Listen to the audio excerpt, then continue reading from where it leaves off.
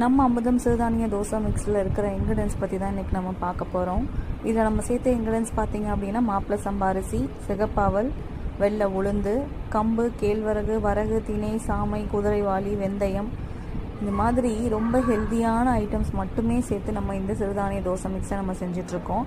பொதுவாகவே நம்ம வீட்டில் ஒரு சிறுதானிய தோசைமா வரைச்சாலும் இதில் நம்ம என்ன பண்ணிடுவோம்னா இட்லி அரிசி ஒரு ரேஷியோ நம்ம கலப்போம். இதில் எந்த ஒரு இட்லி அரிசி ஒரு வெள்ளை அரிசிங்கிற விஷயம் எதுவுமே இங்கே கிடையாது. இதில் முழுக்க பார்த்திங்கன்னா எல்லாமே பாரம்பரிய அரிசி வகையான மாப்பிள சம்பா அரிசி, சிறுதானியங்களில் கம்பு, கேழ்வரகு, வரகு, திணை, சாமை, குதிரைவாலி, கோதுமை, சிகப்பு அவல், வெந்தயம், வெள்ளை உளுந்து, இதெல்லாம் தான் நம்ம சேர்த்துருக்கோம். உடம்புக்கு ரொம்ப ஆரோக்கியமான ஒரு ப்ராடக்ட் இது. இதை நீங்கள் முதல் நாள் நைட்டே தேவையான குவான்டிட்டி எடுத்து உப்பு கலந்து ஊற வச்சுட்டு அடுத்த நாள் காலையில் தோசையாக செய்யும்போது ரொம்ப டேஸ்ட் நல்லாயிருக்கும். கண்டிப்பாக ட்ரை பண்ணிவிட்டு எப்படி இருக்குது அப்படிங்கிறத உங்கள் ஃபீட்பேக்கை கமெண்ட் செக்ஷனில் ஷேர் பண்ணுங்கள். தேங்க்யூ.